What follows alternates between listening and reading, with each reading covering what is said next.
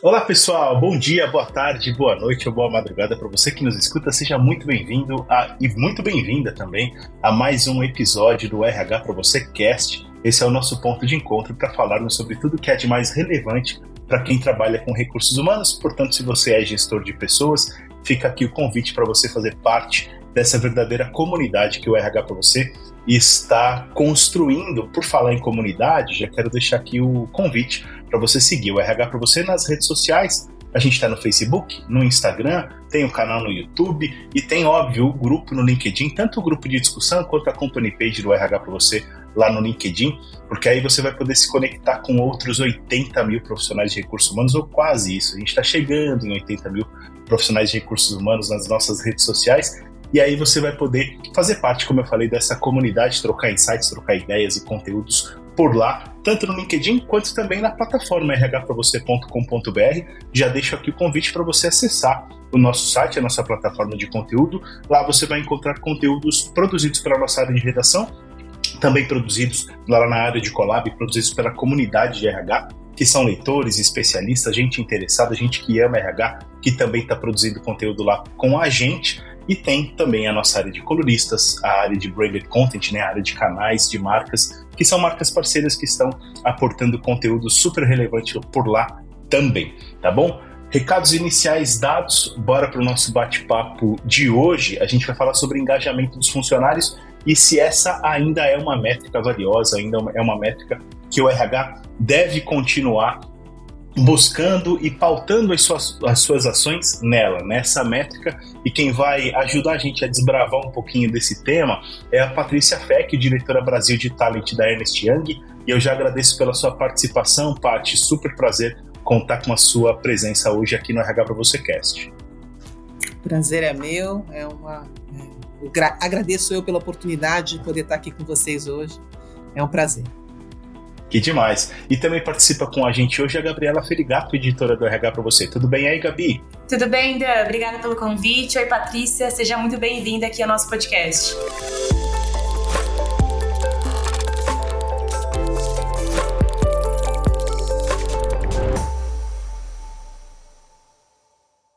Bom, eu acho que vale a pena contar um pouquinho da origem desse tema, da onde a gente tirou a ideia de questionar, entre aspas, porque provavelmente para você, querida ouvinte, pode parecer um pouquinho descabido questionar até se a métrica de engajamento dos funcionários é ou não valiosa. Provavelmente você vai olhar e falar assim, pô, claro que é, eu trabalho com engajamento desde sempre, eu fico medindo isso o tempo todo, essa é de alguma forma uma métrica do sucesso do trabalho de RH e tudo mais.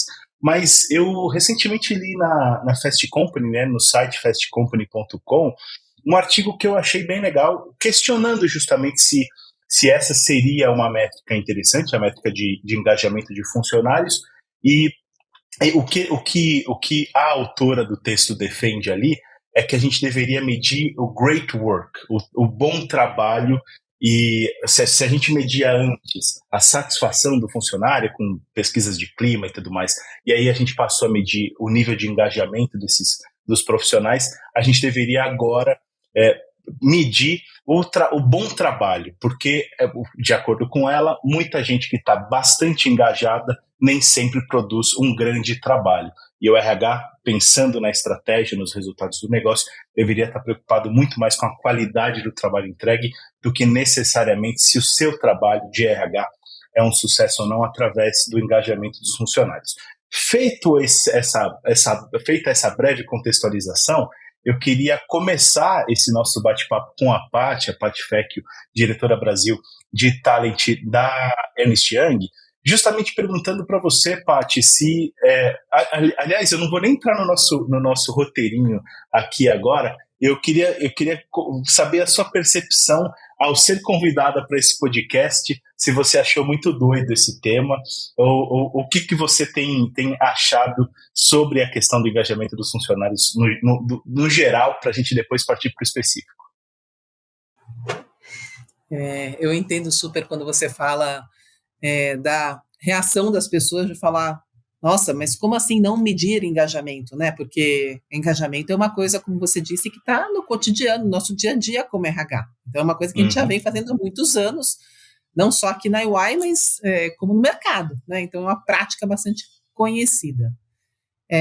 E, de fato, para a gente aqui, para mim, é muito importante a gente seguir medindo o engajamento das nossas pessoas, né? Então, não sou completamente divergente do texto quando a gente fala que a gente tem que medir, sim, a boa entrega, a qualidade do trabalho prestado, né? Então, isso é fundamental também.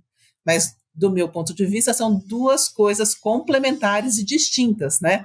Então, medir o engajamento, escutar as nossas pessoas, continua sendo muito importante para a gente seguir evoluindo, fazendo o melhor serviço como RH, e fazendo da vida das pessoas que trabalham com a gente um ambiente melhor de trabalho, né, um dia a dia mais agradável. Então, para mim, sim, é muito importante ainda medir esse indicador dentro das empresas.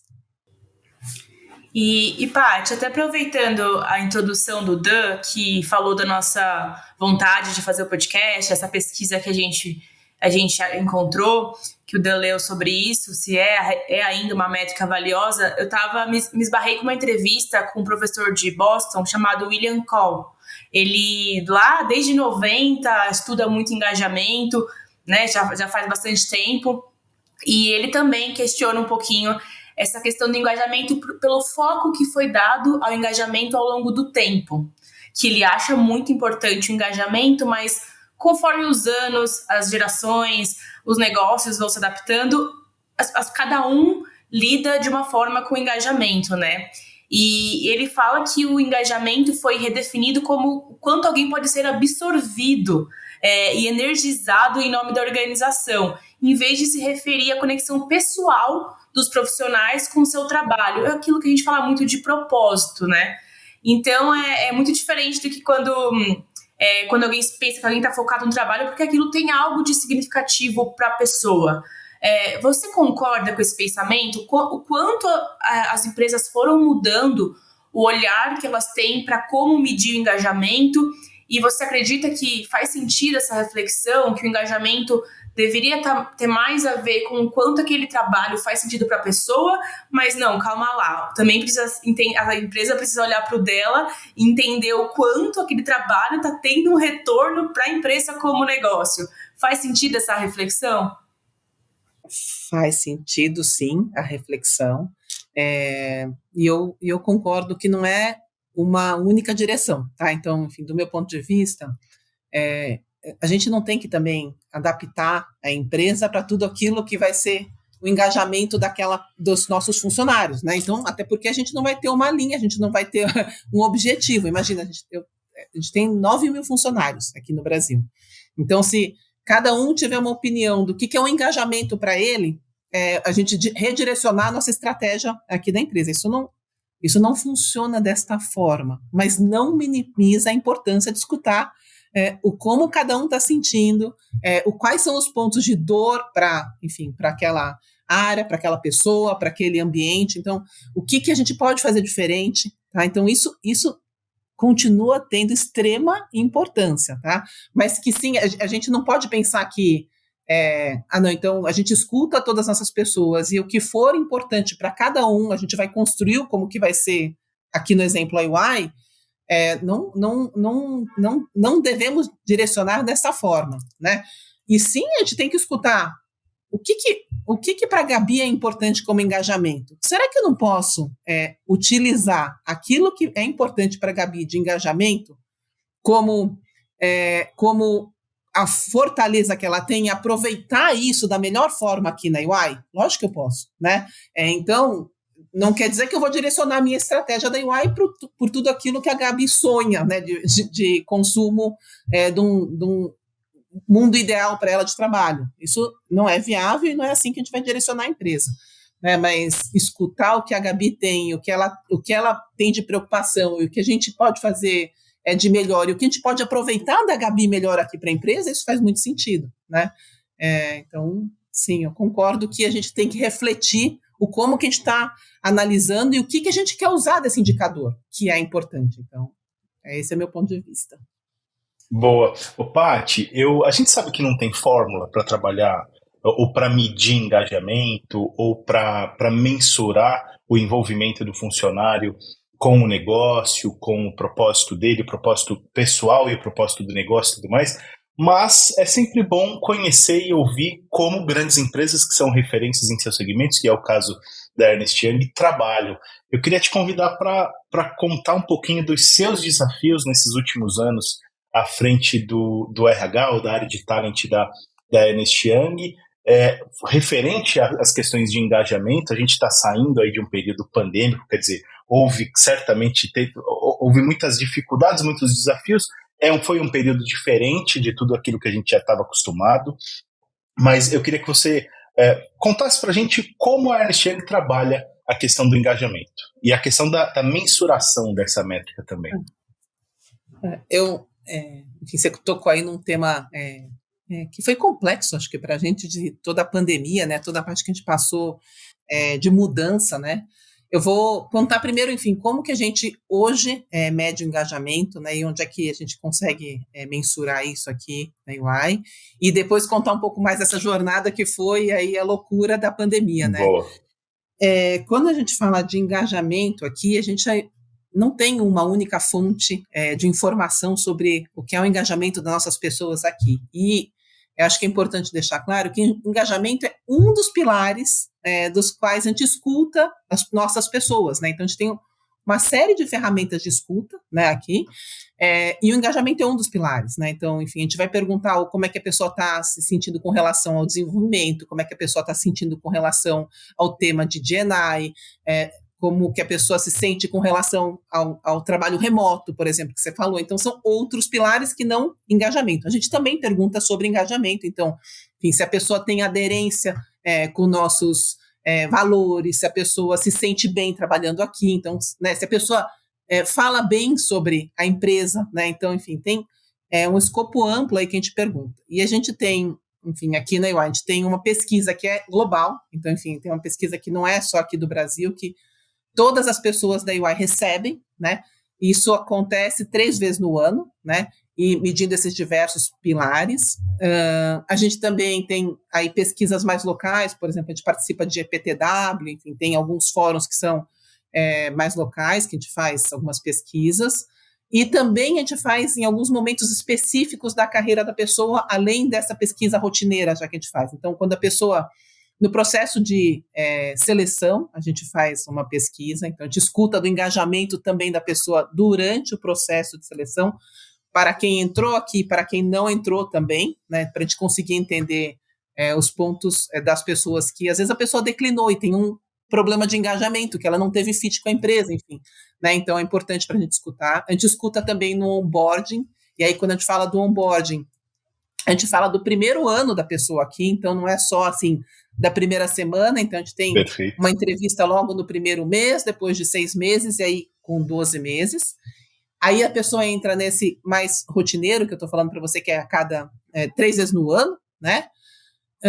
E a gente também escuta as pessoas na hora que elas saem aqui da UI, que também é uma fonte muito importante para a gente, né? Então, enfim, pode ser que a pessoa saiu porque, de fato, enfim, a família está mudando para fora, né? Então tem um motivo ali pessoal, e aí a gente não tem muito como atuar em cima disso, mas às vezes não, né? Então, às vezes a pessoa saiu porque ela não estava mais motivada com a empresa, ela não estava mais se sentindo feliz aqui, ou ela não estava... Então, as pessoas que deixaram ou que estão deixando a UI também são fonte importante para a gente. Então, toda essa jornada para a gente é muito importante. Eu diria que, além de poder escutar as pessoas, eu estou falando aqui, então, como muitas outras empresas, a gente está falando de empresas grandes, né? No caso da UI, sim, claro.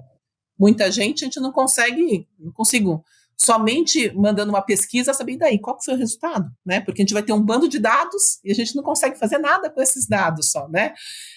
Então, a gente precisa, e a gente tem uma inteligência de analytics por trás de tudo isso, porque senão a gente fica perdido com aquele bando de dados. Então, a gente escuta e não tem o que fazer com a informação, porque a gente não tem uma informação, de fato, tem um monte de dados só, né?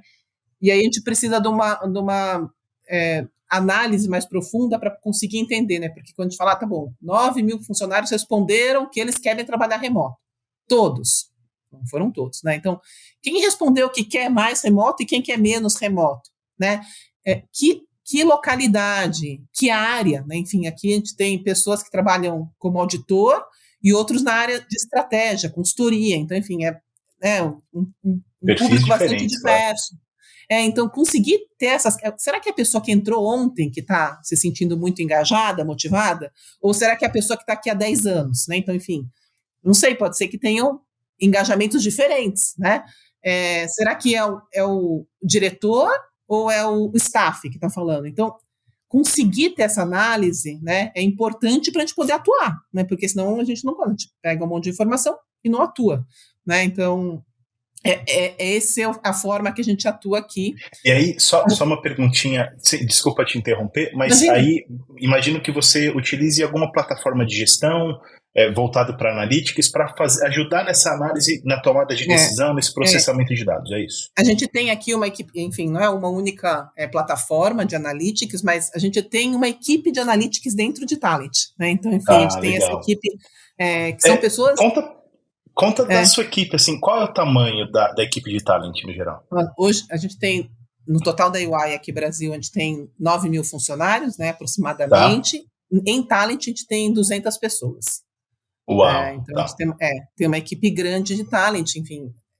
Aí depende muito da característica, né? É difícil pegar um benchmark assim, porque da característica de cada negócio. Aqui a gente está falando de prestação de serviço, consultoria, auditoria. Então, enfim, a gente não tem...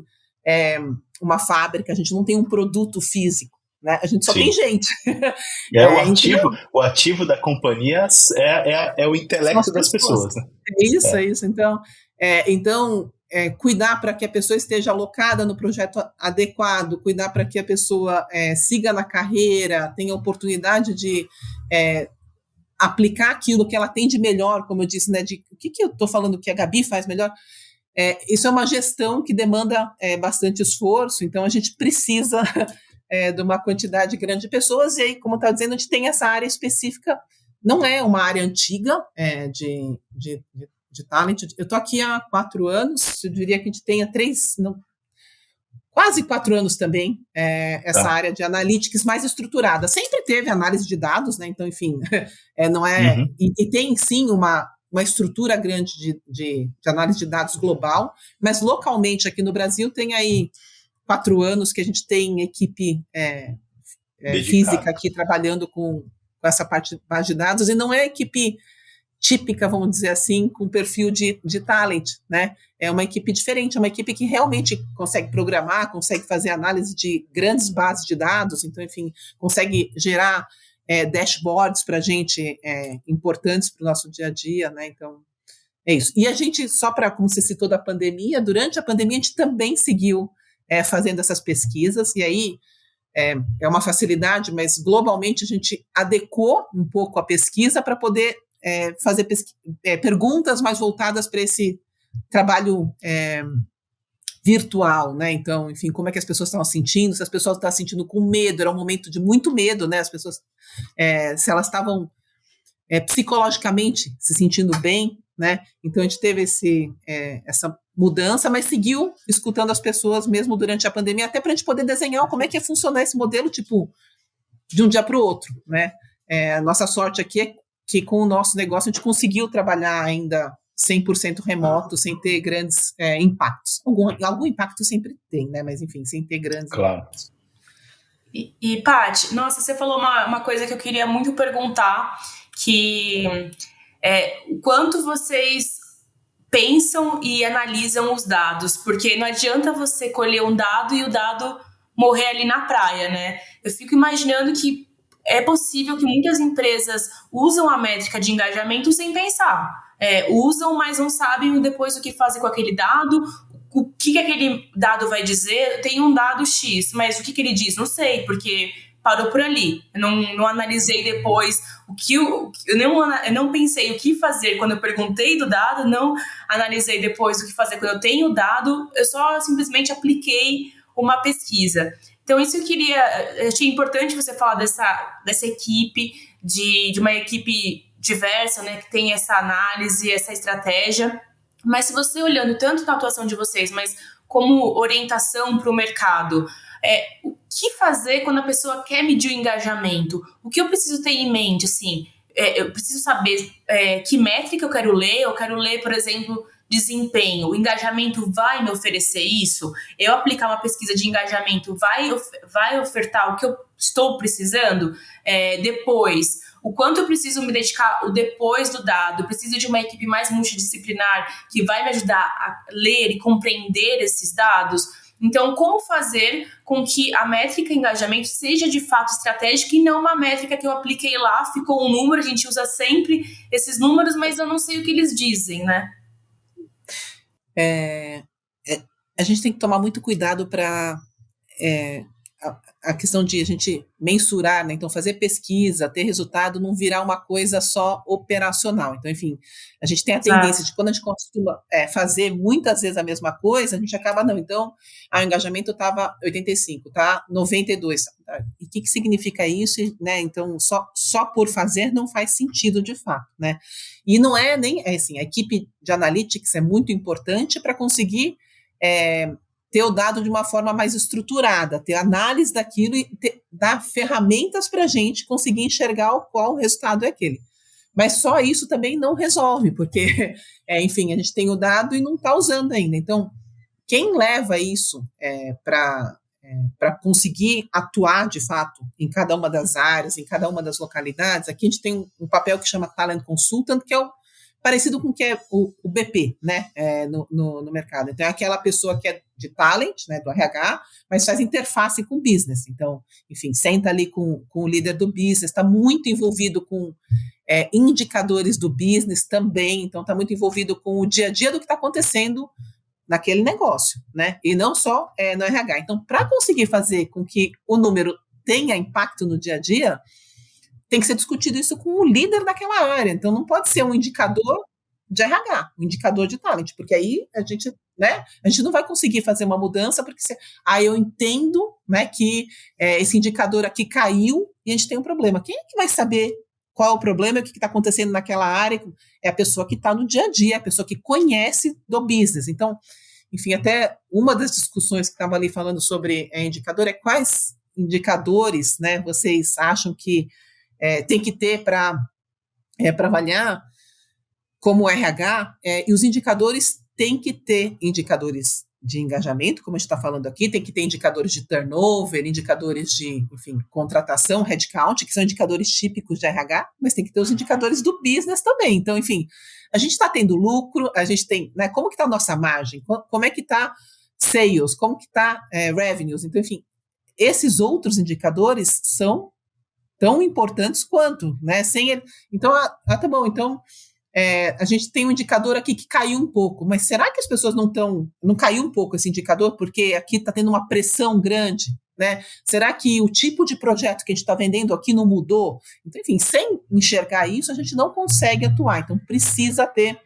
essa interface com o business, né? E o business precisa se apropriar desses números para ter clareza e poder atuar, né? Então, enfim, nada daquilo que é imposto, assim, quem está no dia a dia com as pessoas não é RH. Quem está no dia a dia com as pessoas é o gestor que está ali no projeto. É um senior aqui, é uma pessoa, né? É um gerente, né? No RH vai ajudar a coordenar o processo de ver os indicadores, mas ele não vai conseguir mudar o dia a dia das pessoas se o líder, o gestor, a pessoa que está ali no dia a dia não tiver essa interface. E eu só queria pontuar uma coisa, que a gente está falando de engajamento aqui, engajamento versus performance, né? Que são processos completamente distintos do meu ponto de vista. Então, enfim, o que eu quero é que as pessoas que tenham boa performance estejam muito engajadas, né? Mas não tem um vínculo direto. E, assim, se tiver, melhor, né? É isso, assim. Então, eu quero sim, né? Mas a pessoa não vai ser bem avaliada porque ela está somente engajada. É claro que ela tem que estar entregando, ela tem que estar fazendo o trabalho dela bem feito, tem que estar fazendo com qualidade. Mas são duas vertentes complementares, né? Mas distintas, tá? Então, enfim, bem engajado não significa alta performance, né? Perfeito. O melhor dos mundos, que o bem engajado esteja, né, que a pessoa de alta performance esteja bem engajada, né? E, né, eu gostaria que todo mundo estivesse bem engajado, mas uma coisa não não tem um depara automático disso. Tá? E são indicadores complementares mesmo, né, Paty? Complementares. Tem uma tendência, de verdade, assim, aquela pessoa que de fato acredita na empresa, que sabe que aquilo que ela está fazendo, que concorda com o caminho que a empresa está andando, que tem orgulho de onde ela trabalha, tende a se envolver de fato mais e querer fazer melhor, né? Mas não é um automático, sabe? Não, então todo mundo engajado tem alta performance, né? Não é assim. É isso. Paty, quero agradecer imensamente pela sua participação aqui no RH para Você Cast e desejar muito sucesso para você à frente da área de talent da Ernst Young. Muito obrigada, foi um prazer falar com vocês dois. Gabi, obrigado por ter tirado um tempinho para participar hoje com a gente também. Obrigada, Dan. Obrigada, Paty. Foi um prazer.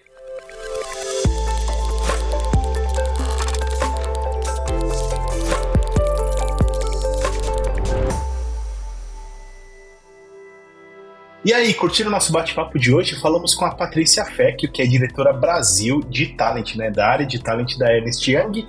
E falei também com a Gabi, né, a Gabriela Ferigato participou hoje com a gente, que ela é editora do RH para Você. Eu quero deixar o convite para você assinar o feed do nosso podcast aí no tocador de sua preferência. A gente está no Google Podcasts, Apple Podcasts, Deezer, no Spotify. Então, onde quer que você esteja ouvindo a gente, ou também no YouTube, fica a dica para você se inscrever no canal ou assinar o feed do podcast. Assim, sempre que tiver episódio novo publicado, a gente vai aparecer na página inicial do seu player. Mas você sabe que a gente tem esse encontro marcado toda segunda-feira cedinho, entre 5, 6, 7 da manhã. Tem episódio novo na área para a gente começar bem a semana. Por isso eu aproveito para desejar uma excelente semana para você. A gente se vê no próximo episódio do RH para Você Cast. Um grande abraço e até mais.